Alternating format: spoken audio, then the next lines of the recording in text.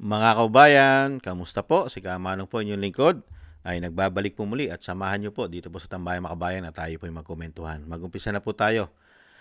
Ito po mga kababayan, may mensahe po. Naglabas po ng kanyang mensahe. Ito pong si Torre, ang dati pong general, ang 4-star general po ng PNP.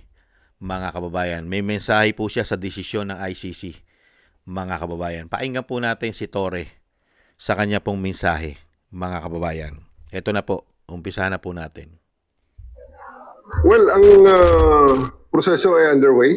Ang aking role lang naman doon ay implement ang warrant at idalhin siya sa jurisdiction ng korte. So, yun lang ang ating ginawa doon. At hindi naman para tayo ay magdesisyon or magbigay ng opinion regarding that matter. So, sa ngayon, ito ay isang legal na proseso and underway na siya. At tayo ay, kagaya nyo, ay nanonood na kung ano ang mga kasunod na mga magaganap dito. So, siyempre, naiintindihan natin yan at nare-recognize natin na may dalawa palaging sides of the coin. Lalo na sa ganito polarizing issue, ang sa atin lang dito talaga is sinusunod natin ang proseso. At ang proseso ng mga panahong yon ay i-implement ang warrant of arrest at pagkatapos ay dalhin sa kustodiya ng korte ang nasasakdal. Sa ngayon naman, ang dating Pangulo ay may karapatan at kanyang ginagawa ngayon, na-exercise niya ang pagdepensa sa kanyang sarili. At in the same manner, on the other side, na ang mga nagrereklamo naman ay mayroon namang karapatan na marinig naman. At obligasyon natin na tingnan sila at tayo nag-obserba at ating wini-wish talaga na ang hustisya ang manaig sa huli. Wala naman kasi nakita natin na dahil sa ating ginawa, tumakbo ang proseso. At ito nga ngayon ay na-confirm na may jurisdiction sila sa kasong ito. Kaya nabalidate lang ang ating ginawa natin. Sir, any message to the former president? Well, justice will prevail in the end and I wish him luck and I wish him well. Yan po mga kabayan, nakita niyo po. Dahil nga po, lumabas na po ang ICC daw po ay may jurisdiction sa ating bansa. Mga kababayan. At yan po ang mensahe at sinasabi po ni Torre. At ginawa naman daw po niya ang kanyang katungkulan, sumunod daw siya sa proseso ng batas. Kaya nga po, yung ginawa niya raw pong aresto sa sa dating Pangulong Duterte, nakita niyo po, nasunod po ang proseso ng batas. Mga kababayan, nasunod. Magmula po sa airport, dinala po sa Villamor Air Base. Dinala po ba sa justice, sa korte, para masunod ang batas? Torre, wag mo po gawin tanga bobo mga Pilipino. Nangyayari lang po lahat ang sinasabi mo ngayon dahil po nasa kapangyarihan pa kayong lahat at kontrolado nyo po lahat. Di umano ang sitwasyon. Dahil lahat po ang nakaposisyon ngayon sa gobyerno. Hindi po ba? Mukhang kontrolado yata nila. At hindi po namin nakita. Daan-daang milyong mga Pilipino hindi nakita ang warrant of arrest. At ang iyong uhulihin ay dating piskal, abogado, dating pangulo. Babasahan mo lang sa cellphone. At hindi siya nadala sa hukuman na sinasabi mo na binigyan nyo ng hustisya ang Vice President at binigyan nyo ng tamang proseso. Tamang proseso po ba ang binigay nyo sa dating Pangulong Duterte? Airport, Villamor Air Base, eroplano, lipad. Wala pang isang araw. Hindi pa nakabuo ang 24 hours. Tapos na. Yung po ba ang sinasabi nyo sumusunod kayo sa proseso ng batas? Sumusunod kayo sa proseso ng batas. Mas mainam pa nga yung kidnapper saka holdupper, dinadala nyo sa presinto. Pinipresinta nyo pa sa korte. Dadalhin nyo sa presinto, dadalhin nyo sa korte. Pero si dating Pangulong Duterte, hindi po nakatikim ng tamang proseso, due process sa ating bansa. Airport, Villamor Air Base, eroplano, Dahig. Yan ang tamang proseso ayon sa inyo. Yan ang ginawa ninyo eh. Hindi ba? Ngayon, ang sinasabi nyo na meron ng katungkulan ng ICC ngayon. Umuusad ng proseso. Di po ba? Ang tanong, paano po yung mga lumalabas na issue na nagkaroon ng sabwatan? Pera. $2 million. Pinatotohanan niya na mga ex-marine.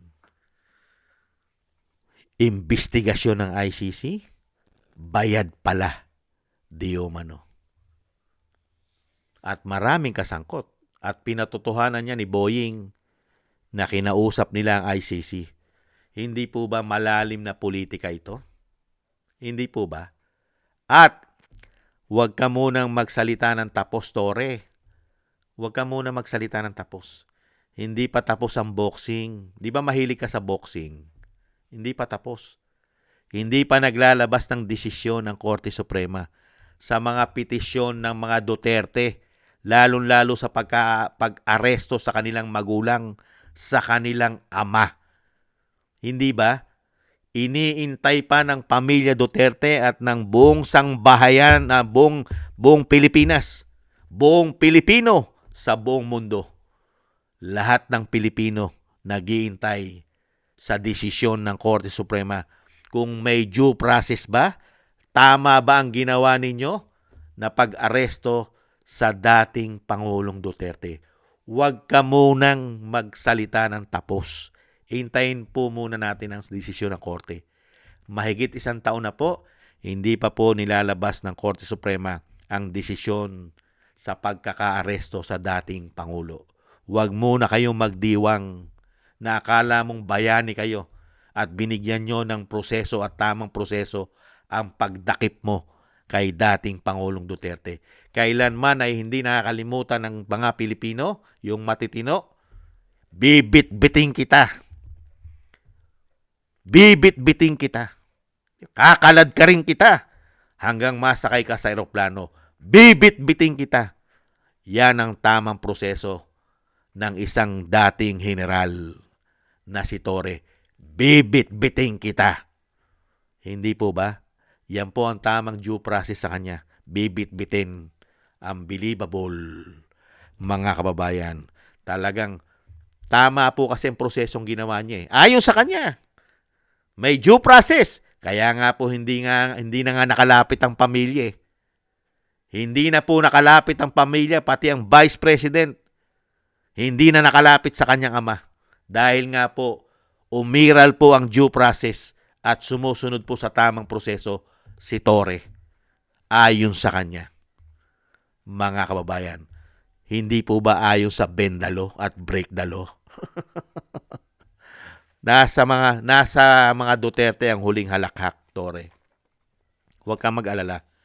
Darating naman ang panahon at bilog po ang gulong. Bilog din po ang mundo. Bilog din po ang bola. Hindi po lahat ng pagkakataon ay nasa ibabaw kayo. Darating din ang panahon na mapupunta kayo sa ilalim. At kumpleto po ang mga ebidensya ng mga Duterte. Lalong-lalo na sa ginawa niyong proseso na pag-aresto sa kanyang ama. Hindi pa nga lang umuusad dahil kontrolado niyo po lahat ang sitwasyon. Hindi po ba? Lalabas at lalabas ang mga baho ninyo, di umano. Lalong-lalo na pati ang pera ng taong bayan ay nagamit pa yata dito sa ginawa ninyo na sinasabi nyo na sumunod lang ikaw sa proseso. Lalabas po lahat yan. Sabwatan plus pera ng taong bayan. Hindi kaya, General? Kaya nga nagkaroon ka pa ng issue sa asawa mo eh. Hindi ba? Yung kumalat po na issue sa asawa niya, ano po? Di ba? Ano sinabi? Yung sinasabing pag-aresto raw, yung inaresto daw ng walang proseso. Ano po sagot yata ng asawa niya? Nagkamal naman daw po ng salapi. dumami naman daw po ang salapi, di umano. Diba? Meron daw nagkapera. Yan daw po ang pinag-uusapan niya sa social media, yung asawa, mga kababayan. Talaga naman, mga kababayan, ikaw ba naman, ibibingit mo ang iyong karangalan, ang iyong dangal? Isa kang pulis? Alam mo ang trabaho ng pulis? Hindi po ba? Ang pulis po ay sumusunod unang-una sa saligang batas ng Pilipinas.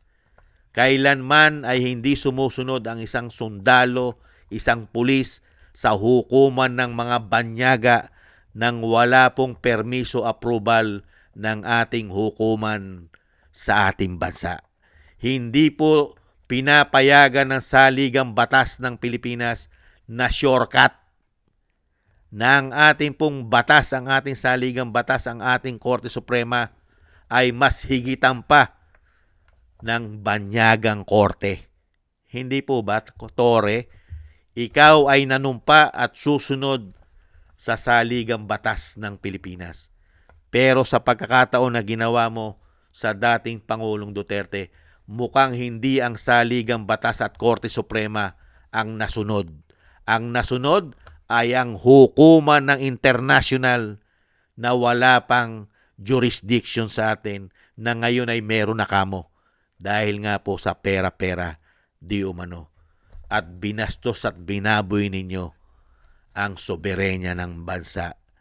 Hindi kaya may sarili tayong soberenya pero nagpasakop kayo dahil sa politika. Hindi po ba? Darating naman po ang panahon, mga kababayan. Maiksi lang po ang panahon. Intayin po natin yung sinasabi po ni Tore. Darating po ang panahon na ang taong bayan ang magsasabi ng napakaraming mensahe naman sa iyo sa mga darating na panahon. Thank you po sa nagusto po na ating tambayan, mga kabayan, sa YouTube at TikTok at ganoon din po sa ating mga subscribers at patuloy po nagsusubscribe at sa mga nagko-comment, like, share, and subscribe. Mabuhay po kayo. Shoutout po sa inyo lahat. At thank you po sa mga nagbibigay po ng tulong at biyaya.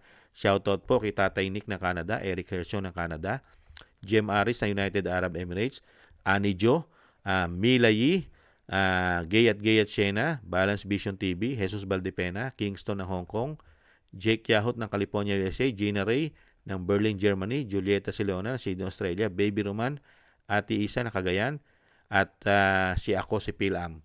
Thank you po sa inyo, mga kabayan, at ingat-ingat po kayo at tiis-tiis lang po. At God bless po sa inyong lahat. Muli po, paalam. Bye-bye.